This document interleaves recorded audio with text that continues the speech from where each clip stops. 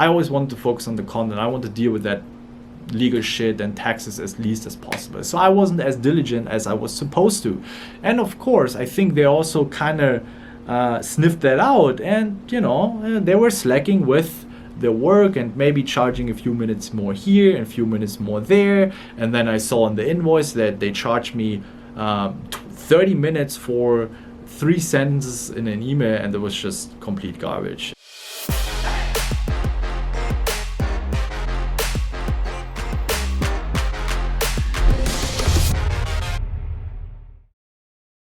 Hey, what's up everyone, and welcome back to the channel. Today with a little bit of a different environment. I'm here close to Berlin and I'm spending some time with my girlfriend, friends, family, also with our solicitor from Raise Your Edge, our lawyer.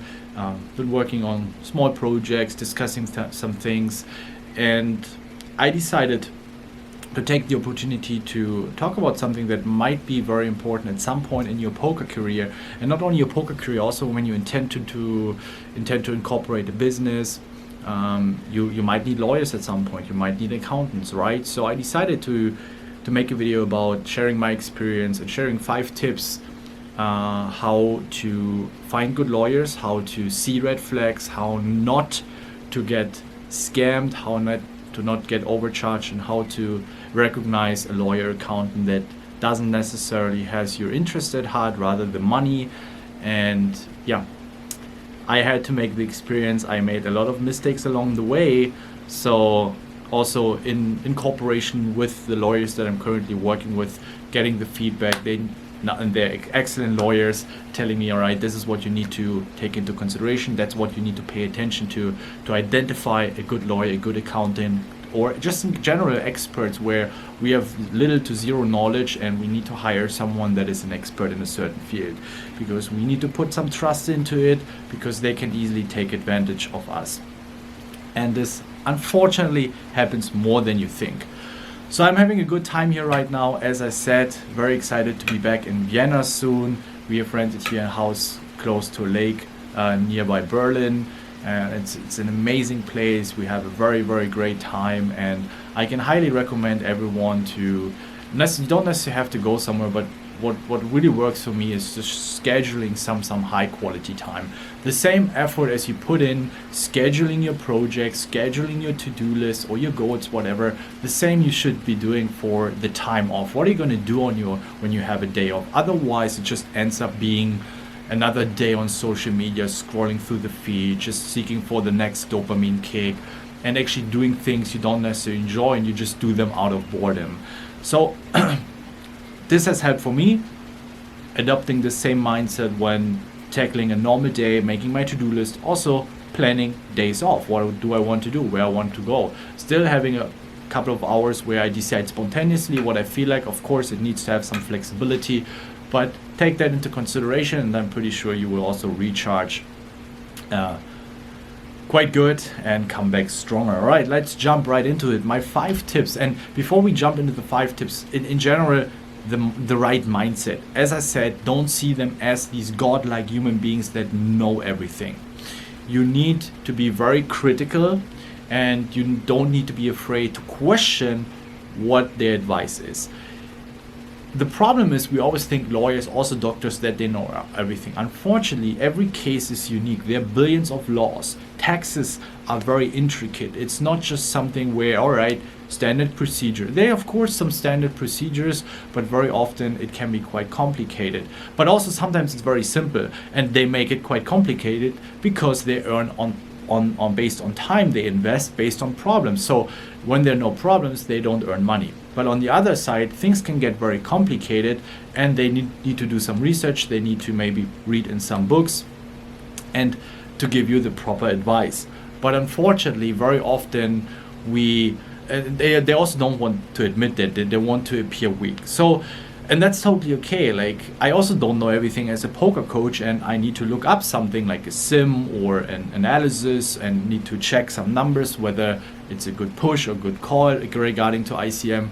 And this is something that I have realized, that especially when you make a deal with a lawyer, that you have problem A and they charge you X or Y Z amount of money, that in advance they tell you, yeah, they know that, no problem, they can deal that. And then along the way, it's like, yeah, we need to look that up. We need to consult another expert in that field. Like, why didn't you say it in the first place? And then at the end of the day, they started charging you more.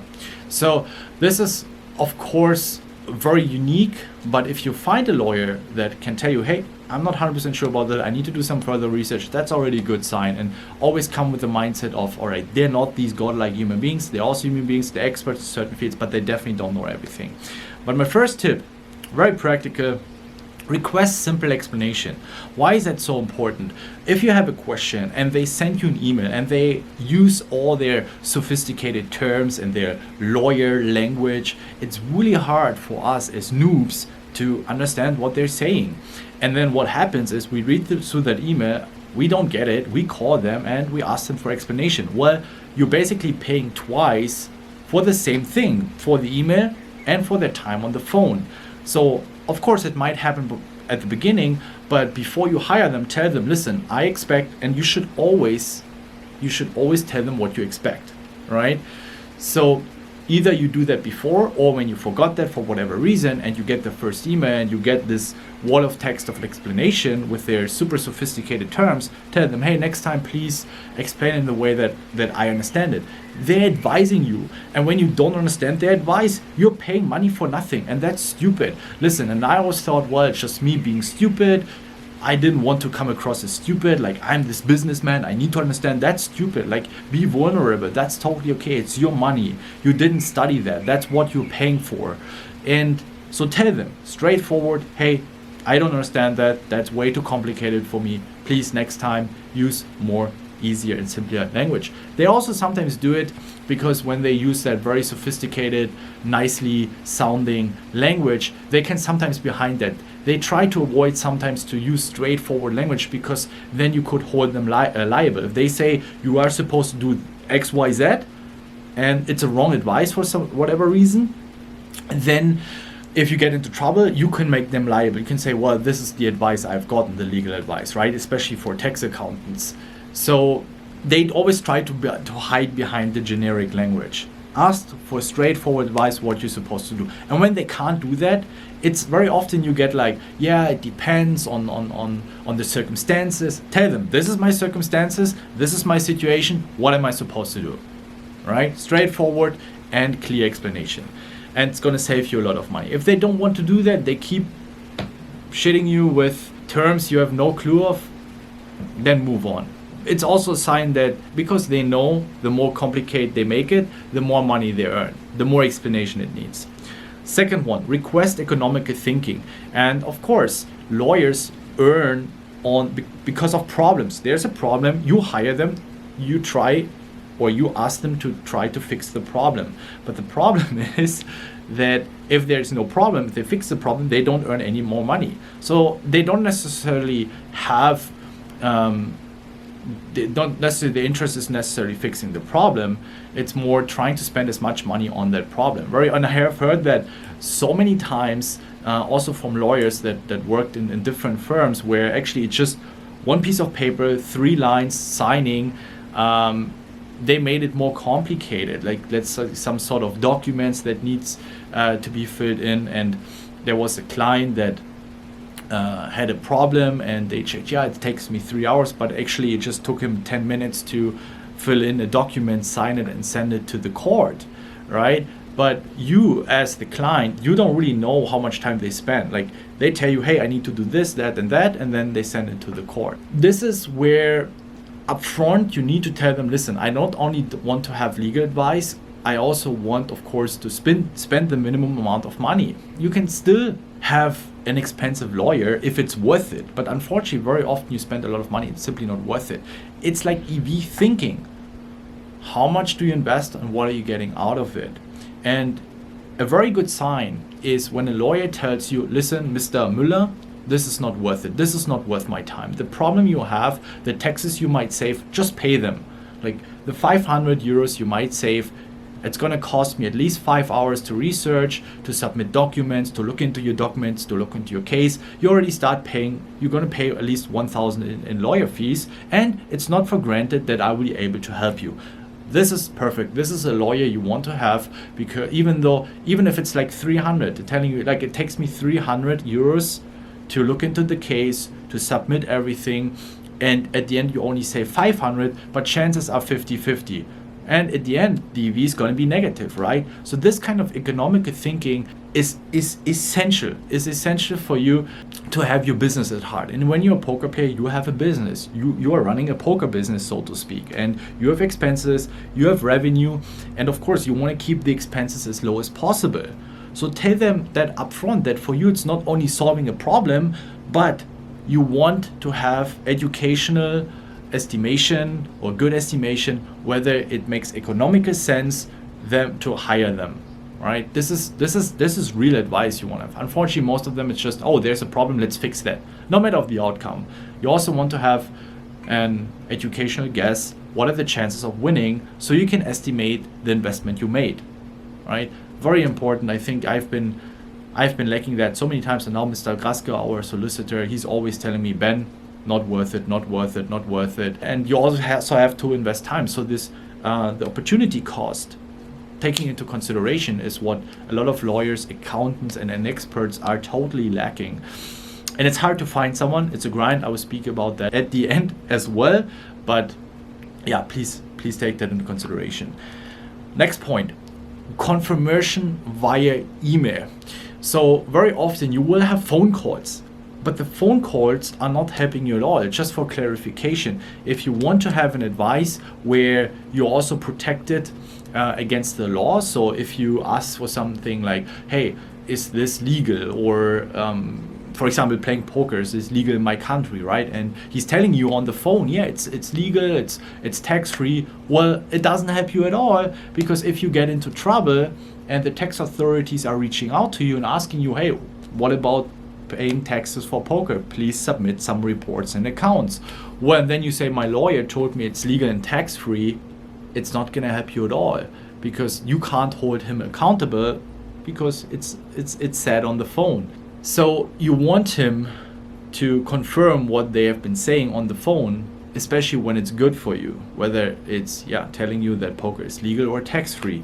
So it's pointless to discuss everything on the phone. You can discuss things on the phone, but then ask him afterwards, hey, please, can you send me a quick summary via email telling me your judgment, what do you think poker is legal or not? Especially for tax advisors, getting some sort of certificate or feedback or report about their estimation whether poker is tax-free or not. So let's say your tax advisor tells you you don't need to pay taxes. You still might have to pay taxes because the tax authorities have a different opinion. So you don't have the green light that you don't have to pay taxes. But it will help you that they can't charge you for tax fraud, because you fulfilled your duty to do the research whether your income is taxable or not. What some people think is, oh, I don't know, I have to pay taxes, so I don't pay taxes. Well, it's your responsibility to do the research. And the research would be reaching out to a tax advisor that gives you written feedback that you can show the tax authorities, hey, I fulfilled my duty, I fulfilled my responsibility, so they can at least not charge you for tax fraud. This is at least how I know it's in Germany and Austria, but you still might have to pay tax. If you can't prove that you did your research, that someone was telling you that you don't need to pay taxes, then you have a problem. And this is, I think, what a lot of people are misunderstanding. I don't know how it is in your country, so you need to seek for advice, but I guess it's pretty common in a lot of different countries. But whatever it is, like very often you want to have the legal advice to be safe, to be secure, right? Especially if they're wrong, you can hold them accountable. You can say, well, that's the advice I've gotten, but there's no point on the phone. Also, when you get into problems at some point, and this is what happened to me, is let's say you realize you get overcharged, you pay way too much money. It's like you're paying way too much for the work they're doing. You have some sort of archive, some sort of track of what was the work they were doing. Can you remember everything you had on the phone, especially complicated scenarios? If you want to start building a business, after 4 or 5 phone calls, you can't recall everything they were doing. But if you always get a summary via email, you might pay a little more, but you just ask for small summaries, especially for the important things, not everything, but it's better for you to keep track. First of all, for liability reasons, for holding them accountable, also for keeping track of the money you're spending and the work that you're getting done from the lawyers. So don't miss out on that. And if they don't want to, then it's also a red flag that you should very likely terminate the relationship. Fourth point, detailed invoice. Also a big mistake of mine at the beginning. Like at the beginning, everything is fine. They're telling you can deal with that and they're going to get it done in no time and it's super easy and it doesn't require a lot of work. We also agreed on the amount of money that they're going to charge, so like a fixed sum, and then it gets more and more and it's like, oh, there's a problem, Mr. Waller. We didn't expect that, so we need to do further research or hire an additional consultant to seek for additional information or for additional advice. And then the invoice got bigger and bigger. And at the beginning, they weren't sending a detailed overview of the amount of time they've spent on certain tasks. And you can definitely request that. And you should definitely, from the very first month, you should request that, because I always want to focus on the content. I want to deal with that legal shit and taxes as least as possible. So I wasn't as diligent as I was supposed to. And of course, I think they also kind of sniffed that out, and they were slacking with their work and maybe charging a few minutes more here and a few minutes more there. And then I saw on the invoice that they charged me 30 minutes for 3 sentences in an email, and it was just complete garbage, and I paid way too much money. Always ask for detailed invoice with breakdown of the time they invested. Alles gut? Alles gut. Last but not least, get a cheap second opinion and leave when it gets too expensive. What do I mean? I think very likely you might have someone in the family, you might have someone like a friend of a friend. Try to get someone that not necessarily has a very detailed look into things. Otherwise, it's going to be a second lawyer doing the same work, but just avoiding blunders. So if you have someone that is looking into the case and he's like, what, you pay 10 grand for that shit? That's way too much, right? Just because very often we have this common sense when you experience something. When you play poker and you see someone playing a hand in a certain way, you see immediately that was a big misplay. You don't need to spend an hour to break it down. Sometimes we need to look in a little bit more closer and need to spend more time. So if you have an expert, if you have a friend in your circle of friends and family, ask them, hey, I've hired this guy, can you have a look into it without spending too much time? I mean, if he's a good friend or whatever and he's like, hey, I don't mind having a closer look, but bottom line, get a second opinion, and best would be for free. So yeah, of course, you should always respect the other's time. So I would always come from the point of view it's always okay to ask, but make clear that you respect their time and you don't want them to spend so much time, but just for them to identify whether you get scammed or not, whether it's reasonable, right? They can sense whether it is fair, the price you are charged, or whether it's way to overcharge. And then if they think you might get overcharged, you can spend also a little bit of money for them to look into, or they might make it for free because they're friends. Anyway, you should try to make some effort to get a second or maybe even a third opinion on that. And I think that's totally fair. And that was also way how I identified that my ex-lawyers and ex-accountants, I paid way too much money. So I had a friend and they finished their university, and I asked them to have a look, and they realized, no, Ben, this is a no-go. It's way too much. And for that, it didn't take them long. And then I hired them actually to get the shit done that my former lawyers weren't able to get done. So listen, and this is also not sharing something just based on my experience. I hear that over and over again from business owners that it's really hard to find good accountants, good lawyers, very often paying way too much money, things way too complicated. And last but not least, I mentioned that already earlier, it's a grind. It's literally grind. Just don't run to the first lawyer and think, oh, it's a lawyer, he's going to do his job, he's a professional. No, unfortunately not. They have plenty of clients. Why the fuck would they care about your problem? They get your money and all right, then they're happy. So you need to find a lawyer that he really loves what he's doing. I also know a lot of poker coaches that suck shit. They're also good poker coaches, right? So, and they're just in for the money. I've had fitness coaches that just did it for the money and they totally sucked. I had kickbox coaches. It's like every single time with experts, a lot of them are not necessarily enjoying it. They're just doing it for the money, and you want to find those who enjoy it and might even charge a lot. Like, I'm not saying they have to be the cheapest. They could be lawyers that charge very little that might be excellent, but they also might suck shit. And then there are some lawyers who charge an insane amount of money, but they're not getting done anything, and you just keep paying money and money and money, and they charge you for nothing. And sometimes it's not so hard to identify. I was very stupid. I did a lot of mistakes. So I hope you have a couple of things to pay attention to. I will probably make a couple more of these videos as well in the near future. We also currently have a lawsuit against us. This was one of the situations where our current lawyer told us that's definitely worth fighting against. I might share more in the future. It's going to be very interesting, and it's about outstanding lawyer fees and accountant fees. And we have a lawsuit where at some point we said, no, that was not worth it anymore. Very interesting to see how this turns out. We got sued for that situation, and we have the lawsuit coming very soon. And once this case is over and we have a decision, I might update you and also give you a few more insights. We might do a podcast with our solicitor. I think that's a very interesting case. And again, I'm not giving any legal advice here. This is just how it went for me, my experience, and please see this video only as how to work with experts, how to recognize the ones that really love what they do, right? And right now our solicitor, he sees himself not only as a lawyer but also helping the business, and always thinking, does it make sense? Is it a profitable investment?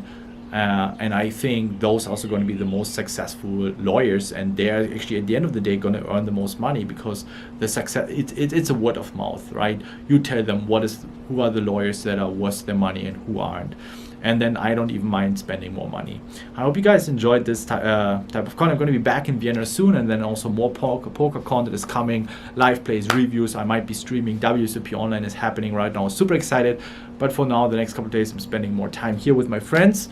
I hope you enjoyed it. Don't forget to subscribe and like if you enjoyed it, and drop a comment. What is your experience with lawyers and accountants? How do you identify a good lawyer? How do you recognize, or how do you see red flags that is a no-go for you when you work with experts?